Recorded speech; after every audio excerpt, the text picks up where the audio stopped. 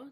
Today I will be presenting a disease. The disease I will be presenting will be fetal alcohol syndrome. So what is fetal alcohol syndrome? Fetal alcohol syndrome is a condition in a child that results from alcohol exposure during the development in the uterus.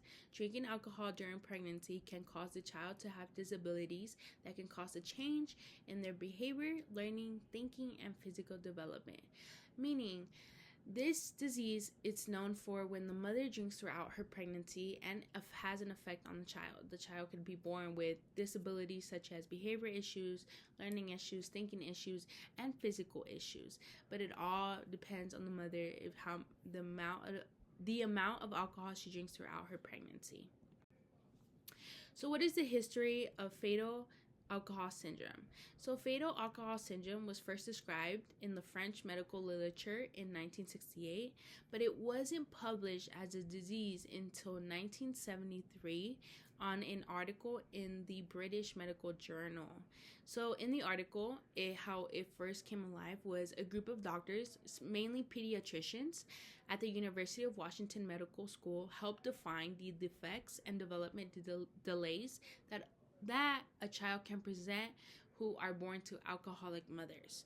So then in 1973, when it was first brought up and first published in the article, Smith and Jones, who are two of the pediatricians that worked on this disease to be developed, examined 8 children in the University Harborview Medical Center to determine their developmental delays.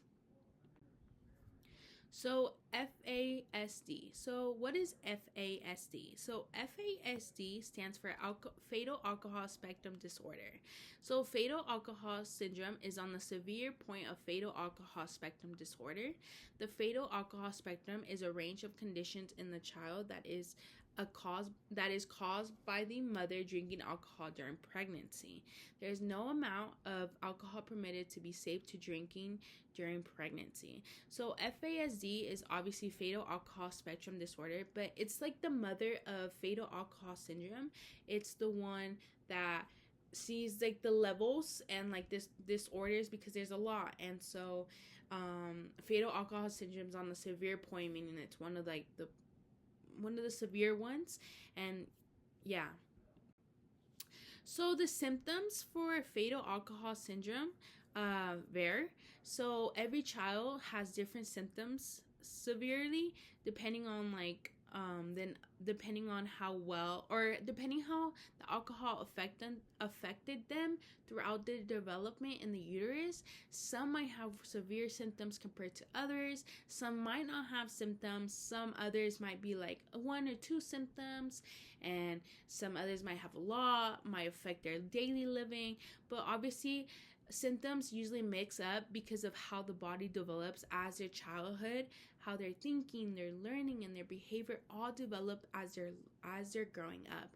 And obviously all the things that you do in your daily life also have an effect on the symptoms, because sometimes they can affect you, sometimes they will not. And so the symptoms comes in 3 different ways. They're not all the same, but usually people have noticed these symptoms in 3 different ways.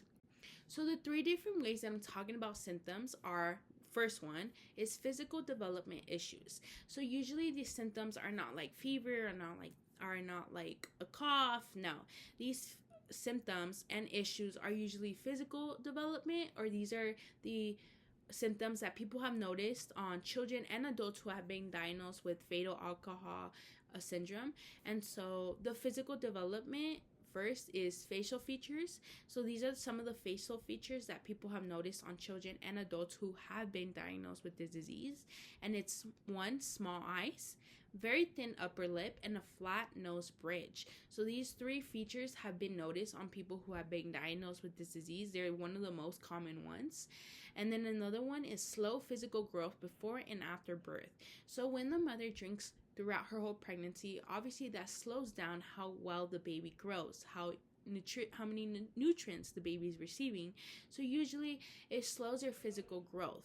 Usually the baby will be smaller than a regular baby, meaning that it would always be in the lower percentile of growth. So delayed development is another one, which taking longer to reach a milestone. So to reach a milestone, obviously it's a big thing for babies, it's a big thing for adults, but sometimes these children who have been diagnosed with the disease may have a longer time than usual. Maybe a baby starts talking at 2 years or 1 year. Well, people or children who have been diagnosed with this disease might start talking at 4 years, at 5 years. Because why? Because it's slowing down their milestones, like talking, walking, going to school, this and that. Because why? Because their development is slower than a regular person that hasn't been diagnosed with this disease. Okay, so then another is vision and hearing problems. These are one of the common ones that people have noticed in a child and an adult, that they have vision and hearing problems at very young age or as an adult. And then smaller than average size head and brain size. So how the mother drank throughout her whole pregnancy, this usually affects the brain and the head size. So meaning the baby might have, and the adult as they grow older might have a smaller size, will have a smaller size and head size if this is one of their physical issues and symptoms that they present. And so another thing is changes in the heart, kidney, and bones, meaning that how the mother drank throughout her whole pregnancy alcohol is that the heart might not fully develop as the way it used to, or might not pump blood in the right correction, or might not distribute blood everywhere that it truly needs to have blood. Then we have kidneys. The kidneys might not develop all the way. And we have bones. The bones might be fragile. The bones might break easily, might be just so easily, not so thin, like no calcium in them, no nothing. And then obviously another symptom is that children have, or that people have noticed in children and adults, is that they're being hyperactive. They're hyperactive. They need to do everything, kind of like ADHD. Like they're super high active. They really need to do a task every day. They can't sit still. So those are the physical development issues that a child have present throughout their childhood and sometimes adulthood. So the next one are learning and thinking issues. So these are another symptoms and issues that children and adults have presented who have been diagnosed with fetal alcohol syndrome. So intellectual disability and learning disorders. So trouble memorizing something that they know. If they have a quiz tomorrow, they might not remember they have a quiz tomorrow. Learning new things. So you might have to take your time in showing them how to add and subtract, how to color inside the line, because they might have learning disabilities. Focusing and thinking. You might really have to explain to them focusing and thinking, like, hey, focus on this task and you have to think for this. And another one is not understanding the results of a choice made. So they might make a choice that they feel it's the right one at the same time, or they might pick blue or red, and they might be like, I can't choose. Because why? Because they might not understand the results of a choice, of the choice being made, of meaning what color choice they make. So then poor judgment skills. So having a rough time thinking about an issue, meaning that they have an issue, they might take longer to think about it, discuss about it, examine about it, and fully commit about it. Because why? Because they have those poor judgment skills. So then short attention span that affects daily tasks. They usually have a short attention span, meaning that they can't just focus on one thing. They can't focus on a lot of things at the same time. They have to just focus on one thing. And they have a short attention span. So you have to either tell them quick or fully explain to them. But at the same time, you can't give everything at the same time. Because why? Because they might lose attention and they might go somewhere and find something that truly finds their attention. So next thing is poor conception of time, understanding how long things can change and how long things can take. So meaning that they might need to do something while you're going to the DMV. You know how the DMV takes a while to a long time. So they might not understand that. They might be hyperactive. They might be like, I would like to go home. Because why? Because they don't understand. It's difficult for them to understand the concept of time. So it's just difficult. And then another thing is trouble with organizing and planning, working towards a goal. So organizing, they're not organized people who are so if they go to school, if they have a backpack, they just stuff the stuff in there, and hopefully whenever they ask for them, they find it. If not, no problem, because why? They're not organized. And then planning working towards a goal. So they don't really have a goal to work towards. They just want to finish what they're doing in that day, and if they and the next day, but not like a 10-year goal that, oh, in 10 years I would like to be somewhere else in here. And no, it's just they are focusing on one day at a time and trying to complete that one day at a time. So these are the learning and thinking issues. Next, we have social and behavior issues. So social and behavior issues is challenges in school with attendance, learning behavior, and interacting with others. So they have a difficult time interacting with others, being a social butterfly, or being not a social butterfly, but just in general interacting with others. Trouble getting along with others, struggling communication and social skills, meaning that they're having trouble communicating, and so it makes school difficult. Another one is trouble adapting to change from one task to another. So they just have to, if they really connect with that task, it's difficult for them to leave that task. So it's like it's an issue that people have noticed, that it's difficult for them to do another task if they really enjoyed that first task. And then another is issues with behavior and with controlling emotions. So they don't have that controlling emotions and behavior. If they would feel like crying and screaming, they would do it, because why? They don't have that control, which is totally fine. But these are the symptoms that people have noticed and issues that people have noticed in children and adults who have been diagnosed with this disease. The other one is problems managing life goals. So they have a problem managing life skills, which that's one of them. Being easily influenced by others. So if you tell them, let's go do that, they might just follow you. Because why? Because they could easily be influenced. And quickly mood changes. So they could be happy a minute, and they could be sad 1 minute, and they could be angry 1 minute. They just can quickly change mood changes. And those are the social and behavior issues. So what are the causes of fetal alcohol syndrome? So fetal alcohol syndrome can be caused by many things affecting the uterus. What mainly affects and causes this disease is when you're pregnant and you drink alcohol. The alcohol goes to the bloodstream, goes inside the womb. The placenta provides oxygen and nutrients to develop a baby. The alcohol may reach the baby by passing through the placenta. Alcohol causes a higher blood level in the development of the baby than your regular body. This happens because the baby cannot break down the alcohol how a baby without a body can. And this makes your body slower to get rid of the alcohol. So meaning that your body takes its time to get rid of the alcohol when there's a baby inside than a regular adult does. So these are the causes why, or this is how it continue, or these are the causes, meaning that if the mom drinks alcohol throughout her pregnancy, that's obviously the cause of this disease. But this is how it starts. Like when you drink alcohol, it starts from the bloodstream and it goes around and it goes to the placenta, and then it doesn't get nutrients. The baby doesn't get nutrients. So causes continue. So alcohol is toxic to the baby cells. This is where it gets really bad, because exposure to alcohol before birth can harm the baby in many different ways. The baby can be affected how the body develops, which can cause permanent brain damage in the developing baby. The more the pregnant mom drinks during pregnancy, the higher the risk the unborn baby is. In reality, any amount of alcohol could affect the unborn baby. The baby's brain, heart, and blood vessels will begin to develop early in the pregnancy because of the alcohol. And the first 3 months of pregnancy are usually the very important stages of pregnancy, because that's where the baby first develops, or develops completely, and or not develops completely, but those are the main 3 to 6 months where the baby develops the most important organs and most of this. And if alcohol is involved, then obviously it might slow down or they might not develop. So how does fetal alcohol syndrome diagnose? So fetal alcohol syndrome diagnose, it isn't really difficult to diagnose the disease.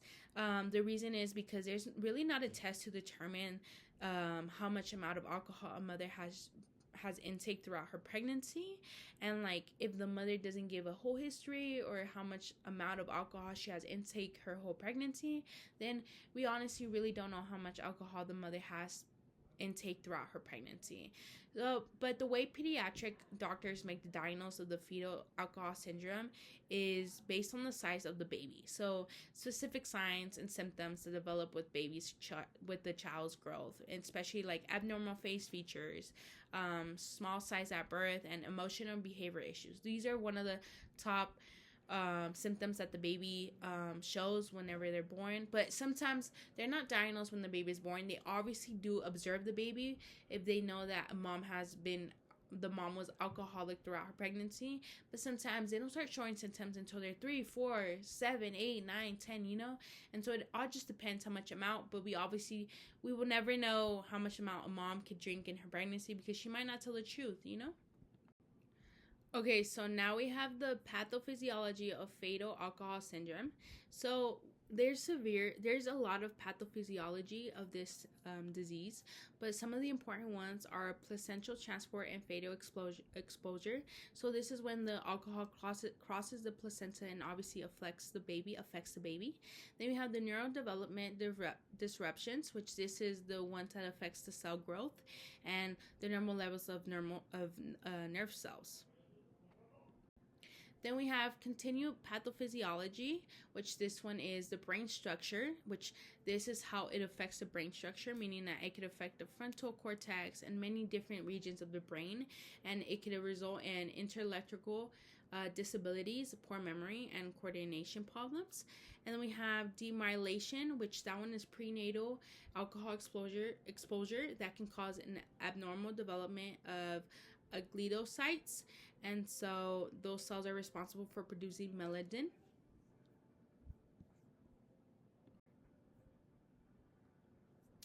Then we have another continued pathophysiology, and that one is the cell death, so in the developing brain cells. Then we have the stress and neuroinflammation, and alcohol can increase stress and trigger neuroinflammation in the developing brain. Then we have the HPA axis, which that one exposures to prenatal alcohol can disrupt the hypothalamic pituitary adrenal axis, which this leads to stress response and cortisol levels. And we have genetic influences, which genetic does play a role on how the impact of this disease can have on you. If you are diagnosed with this disease, or when a baby is diagnosed with this disease, the doctor will usually ask for it if it runs in the family to see how to help improve this disease on the baby, or improve and help the baby in general. So we have more continued pathophysiology, which is nutrient deprivation. So this is the alcohol has a negative impact on the nutrients being transferred across the placenta. So this makes the fetal growth and development slower than usual. Other symptoms: prenatal exposure to alcohol can interfere with the development of other organs and symptoms. The respiratory system can be affected, and many other systems. And then timing of exposure. So the timing of alcohol exposure during the pregnancy can have an effect, and it could truly define how the baby can have developmental issues. So obviously the mom drinks throughout her pregnancy, the baby also will be affected no matter what time throughout your pregnancy you drink alcohol, but it depends on the time of exposure. Usually children have more effect when the moms start drinking from 0 to 3 months, because obviously that's when the baby is first developing. It's first trying to develop their organs, their systems, and everything. So usually children who are born to alcoholic mothers that have drank throughout the first months of pregnancy usually have more severe symptoms than other children. But yeah. So now on to treatments. So there isn't really a treatment to cure this disease because there's no cure.